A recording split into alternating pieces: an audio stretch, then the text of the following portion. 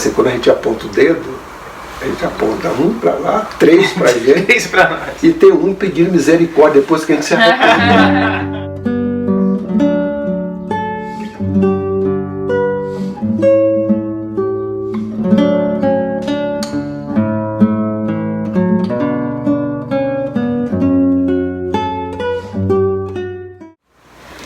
E Godinha, na verdade eu tenho várias perguntas, mas eu vou tentar não estender tanto.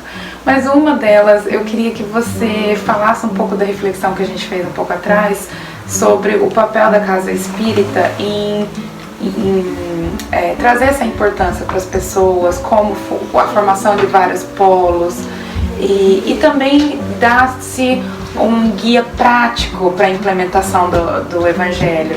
No caso de famílias que têm criança muito pequena ou adolescentes que não querem participar, e como se há uma estrutura que deve ser seguida. Então eu queria que você pudesse abranger um pouquinho esses tópicos. Tá bem. O Evangelho no Lar, ele tem uma estrutura muito simplória, é simples. Normalmente a gente utiliza 30 minutos, né, onde você abre o Evangelho. Antes de abrir o Evangelho, pode ser lido uma página como dos livros de Emmanuel, da série Fonte Viva, né, Caminho, Verdade e Vida. Ou seja, esses livros que nos trazem mensagens curtas que antecipadamente ela já nos prepara o ambiente numa reflexão. Logo após a gente faz uma prece de início, depois abre o Evangelho ou de forma aleatória ou numa sequência, depende da escolha de quem está fazendo o Evangelho. Após isto, faz um comentário rápido dentro daquele tempo. Você lê uma parte do Evangelho e a família comenta entre si aquilo.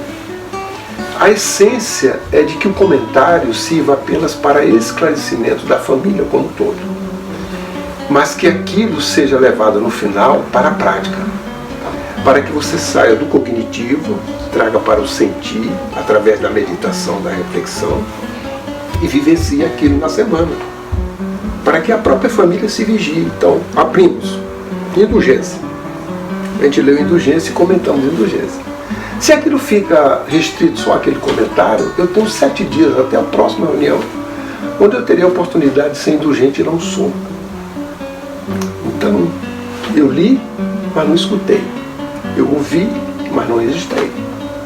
Então, eu preciso transformar aquele pouco tempo, que é como se fosse doses homeopáticas de uma literatura, de uma lição, que no próprio comentário eu comento o seu sentido, mas também eu comento a sua prática, procurando trazer isso para a minha vivência no dia a dia, não apontando uns para os outros, porque às vezes vem a indulgência e eu estou olhando o outro, que talvez seja o esposo, ou a outra que seja o esposo, ou o outro que é o filho, ou a outra que é o filho, ou o outro que é o pai, ou a outra que é a mãe. Então a lição ela vem para cada um de nós. Como a família toda está escutando, a carapuça cai para cada um. Não precisa eu apontar o dedo, né? Tem até assim, quando a gente aponta o dedo, a gente aponta um para lá, 3 para gente, 3 para nós. E tem um pedindo misericórdia depois que a gente se arrepende. Para dizer assim, oh meu Deus, eu não devia apontar o dedo. Então, o Evangelho ele vem primeiro para os seus componentes, para a família que ele está. E aí depois desse comentário, o que é que se faz? A prece do encerramento. E se coloca uma água. Não é rito. Não é. A água é porque nós aprendemos que é o fluido que melhor assimila as energias do ambiente. A ciência já está comprovando hoje, através de vários estudos, né? A água lodacenta, a água limpa, a água sob a influência de prece, a água sob a influência de música, seja ela barulhenta ou música clássica, e ao estudar a formação dos cristais, verifica-se que não forma cristal na água barulhenta, na água que está sob a influência de som barulhento, os cristais são nem é cristal, né? Também na água suja, a água límpida, forma-se cristais lindos. Nas músicas clássicas, cada uma com a característica de cristais variados, dizendo que essa é uma energia que nos assimila. Tanto que a gente aprende que até beber a água ela precisa ser, nós sabemos aprender a beber água. Por exemplo, eu tenho esse copo d'água, eu posso pegar e beber num gole só. Mas se eu beber um gole e o meu pensamento, esse gole é de fraternidade. Ao assimilar isso, como o meu pensamento percorre todas as minhas células, essa água assimila isso. Eu bebo, ela vai me fazer bem. Mas se eu bebo esta água pensando no outro, que eu vou dar, no primeiro momento que eu encontrar, eu vou responder para ele, eu vou agredir porque ele me deve, por causa disso eu estou com um pensamento, essa água também está se alimentando dessas coisas. Ao invés dela me fazer bem, ela sedenta, vai matar a sede, porque o organismo vai se alimentar. Mas o fluido que ela está impregnando, ele pode trazer transtornos para mim. Por isso que Emmanuel diz que a própria água pode nos curar. Se nós colocarmos a água na cabeceira e todo dia fazer uma prece, uma oração e beber aquela água, com o tempo, ela pode fazer bem, faz bem a nós todos. Então, por isso que nós colocamos a água. Não é como um rito com água, porque tem uma explicação lógica, científica, que nos faz não só crer, mas como usá-lo com esse critério. Porque aquela água ela vai nos beneficiar, porque ali no Evangelho nós estamos com Jesus, estamos comentando coisas boas, tem influência espiritual, que além do fluido que nós estamos exalando, esses amigos espirituais que estão trabalhando na falange do Cristo em seu nome, pode observar que a família naquele dia, ela precisa de um fluido que não é só o vital, que nós proporcionamos, mas de um fluido que na natureza próxima ele pode encontrar, para beneficiar o corpo, não só o físico, como o espiritual, para dar harmonia, o equilíbrio, para que nós vejamos saudável. Até esse benefício tem no Evangelho. Por isso que a gente pega a água e encerra aquele momento. Perfeito? O que é que a gente deve fazer com isso? A constância disso, ela vai se restringir a meia hora por semana, mas que durante a semana a família exercite aquilo que lê no Evangelho. É uma prática em casa, que vai se estender para a rua. Participantes. Aí vem a outra pergunta que você falou. Os adultos e as crianças. Então, como fazer? É uma coisa muito interessante. Porque na casa espírita, nós fazemos o seguinte. Nós temos o trabalho para a infância, para a juventude e para os adultos. E a gente separa. O Evangelho no lar é o bebê, a criança, o jovem, o adulto, o idoso. Se na família tiver todos esses. E nós estamos falando isso em meia hora, no linguajar que é igual para todos. Então, eu vou dar um exemplo que a gente não pode dar, mas eu sinto a necessidade porque foi o que eu pratiquei ao longo da minha vida, por ser espírita desde nascer, e casar com uma espírita, e os nossos filhos. Eu tinha um ditado que eu dizia para eles, quando eles começaram a ter consciência e os diálogos que eu fazia com eles. Quanto comer do meu feijão vai para a minha religião. Então eu disse assim, olha, eu lhe dou o melhor colégio que eu posso, eu procuro lhe educar da melhor maneira que eu posso, mas eu preciso dar para você também a melhor religião que eu acho. E não é porque é espírita, porque a melhor religião é aquela que você se sente bem. Eu me sinto bem na religião espírita. Nasci nela, não saí dela porque eu não encontrei outra que me fizesse melhor do que ela. Não que as outras sejam piores, mas tudo isso atende à zona de compreensão de cada um, ao seu entendimento. Então a doutrina espírita é que me satisfaz. Então eu vou dar para vocês essa doutrina, quando vocês tiverem a sua liberdade de agir, tiverem sozinhos, vocês verifiquem se valeu a pena ou não valeu. O que eu não quero ouvir de vocês é eu deixar de dar isso para vocês. Quando vocês chegarem na idade e já tem a sua liberdade, e no dia que você escolher uma religião, você olhar que aquela religião que eu professei é aquela que lhe satisfaz também. Aí você já está com 20 e poucos anos, vai chegar para mim e dizer assim, papai e mamãe, vocês são os melhores pais do mundo, adoro vocês, me deram uma escolaridade perfeita, hoje eu sou um profissional na vida, bem, tudo tranquilo, mas vocês pecaram por uma coisa, me deixaram 23 anos da vida sem conhecer a religião que vocês abraçam, porque eu só vim aprender depois de 23 anos, eu não quero ouvir isso do meu filho, porque para mim é um dor moral grande, eu deixei de fazer aquilo que mais tarde ele poderá me dizer ou não, até por respeito aos pais, mas é melhor ele dizer assim, olha papai e mamãe, hoje eu não sou da religião A que você professa, eu sou da religião B. Eu vou perguntar, meu filho, você está bem? Ô papai, eu estou tão bem. Prossiga. Porque não tem nenhuma religião que não conduza ao bem. Se tiver alguma com nome religioso que não está levando os seus adeptos ao bem, pense, desista porque o nome está errado. Aquilo não é uma religião. Todas elas propõem isso. E o que nos vai fazer felizes não é o rótulo religioso, é o bem que se pratica. Então, quando você pratica o bem, você está com religião. Então, eu não queria ouvir isso dos meus filhos. Então, desde o início, na barriguinha, o evangelho em casa, e eles ouvindo na barriguinha. Nasceram no berço, mesmo dormindo, eu botava no carrinho, estava ali assistindo a reunião. Cresceram, aí eu tive que comprar, como eu tinha 4 filhos, né, eu tive que comprar um evangelho para cada um. Porque na hora da leitura, quando eles já estavam lendo, eles, se tivessem o evangelho, ficavam dispersos. Porque na hora assim, o que é que você entendeu? Aí ele estava pensando em outra coisa. Na hora que eu dei o evangelho para cada um, todo mundo ficava obrigado a ler, e eu mandava cada um ler uma parte do evangelho. Aí cada um comentava. Quando eles não eram alfabetizados, tinha as historinhas que nós temos na literatura espírita. Então nós aproveitávamos aquele linguajar da história para, com fundo, ler para eles entenderem, a gente comentar, e não deixava de ter o evangelho. Porque mesmo quando nós líamos o evangelho, a gente procurava transformar na linguagem do entendimento deles.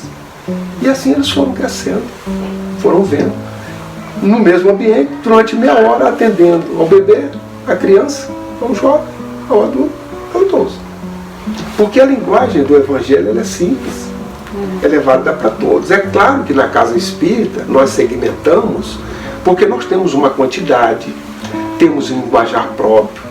Porque na realidade quem evangeliza não é a casa espírita. Quem evangeliza é o lar. O lar é onde a família está reunida a maioria do tempo. A casa espírita a gente leva uma vez por semana, para durante uma hora e meia, estar lá o evangelizador conversando com o nosso filho. Eles estão nos ajudando, complementando a evangelização que se faz, não pela teoria, mas pela vivência. Então, os filhos aprendem com os pais pelos exemplos que os pais dão, principalmente em casa. Os primeiros namorados dos filhos são os pais. O pai é o homem mais forte do mundo, é o mais bonito. A mãe é a namorada mais linda. Aí vão crescendo. Estou vendo que não é bem assim, né? Às vezes que a mamãe e o papai é normal de todo mundo, o papai não é aquele homem tão forte quando pensar, não é tão forte, não é tão perfeito, né? E aí a gente vai chegando, não sabe tudo, e aí daqui a pouco a gente que sabe muito, a gente vai crescendo, aí de repente acha, papai, mamãe, não sei o que, reclama quando chega em casa, o pai está acordado, a mãe, mas não precisa. Aí a gente deixa o tempo passar, no dia que a gente casa, que tem os filhos, somos nós que vamos ficar acordados. A gente vai lembrar do papai e da mamãe. Aí nós vamos lembrar de todo esse ciclo que faz parte da vida, né? Que é esse aprendizado mútuo. Então a evangelização eles fazem lá, faz em casa. A casa espírita, ela complementa, ela ajuda, ela dá, aí vem a finalidade da casa espírita, acolhendo como lar, como uma escola, como um templo, como um hospital, né? Onde nós vamos e levamos a nossa família.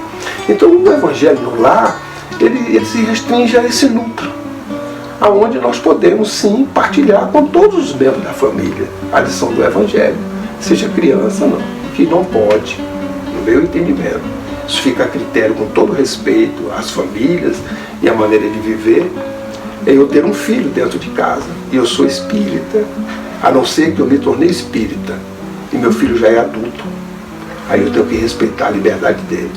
Eu vou respeitar dando o exemplo, eu fazendo. Se um dia ele quiser, ele faz. Mas se eu sou espírita e meus filhos nasceram, eu sendo espírita, aí eles vão crescer nesse ambiente. E para eles será tão natural que eles não terão dificuldade. Ao contrário, vou dar um exemplo para vocês. Meus filhos eram chamados para brincar no dia. Não, eu vou no evangelho no lar. Aí eles vão no evangelho no lar. Eles ficavam assim, tudo bem. Aí não ia. No outra semana, no mesmo dia, chamavam. Não posso que eu vou no evangelho. A curiosidade tão grande que meus filhos levaram muitos amigos para assistir o evangelho no lar, porque eles não sabiam. E quando viram a família reunida, naquela meia hora tratando, aquilo para eles foi assim um desvendar de algo que eles não tinham na família. E aquilo para eles foi algo assim de tão belo, acharam tão bom, que muitos frequentaram durante um período o evangelho lá na casa da gente. Que para meus filhos era normal, era algo que não tinha nada de anormal, nem tanto que eles falavam com naturalidade, que foi. Lá em casa a gente faz, eu nem sei se é certo, se existe muito evangelho, mas a gente faz na segunda-feira o evangelho os adultos, eu e meu marido, agora que meu sogro, minha sogra, ou quem estiver visitando participa, e nas terças-feiras o evangelho com a família inteira, que aí é uma linguajar da criança, mas a gente sente a necessidade de ter um evangelho adulto também, que não fica só no livro das historinhas, com essa fase das crianças. Tem problema? Pode ser feito dessa forma? O ideal era que nós fizéssemos o evangelho todo dia. Você está fazendo 2 vezes por dia. Que beleza! Apenas você está adaptando, dizendo assim, puxa, agora eu estou fazendo com parte da família, eu quero fazer com a família toda. Que nós possamos fazer o evangelho todos os dias. Nós escolhemos um dia da semana para fazer, e os demais a gente está vivenciando isso na prática, né? Mas não tem nada de errado. E meus amigos, Evangelho no Lar. Eu queria, encerrar esse vídeo, até para agradecendo ao nosso querido amigo Jorge Godin, mas também vocês não sabem, mas nós estamos aqui conversando há 5 horas, então vamos descansar um pouco, mas antes da gente encerrar e desligar, eu gostaria de agradecer profundamente ao nosso amigo Eric e a Cíntia por acolher-nos aqui no seu lar. Nós estamos na casa do Eric nesse momento. As flores lindas e super cheirosas que muito atenciosamente a Cíntia colocou pra gente. Gratidão profunda, amigo, e até breve. Gratidão, Fê, também por se juntar a gente. Então, muito obrigado. É verdade, né? A gente abusou de você, né, Godinho? Não, eu estou surpreendido. Desde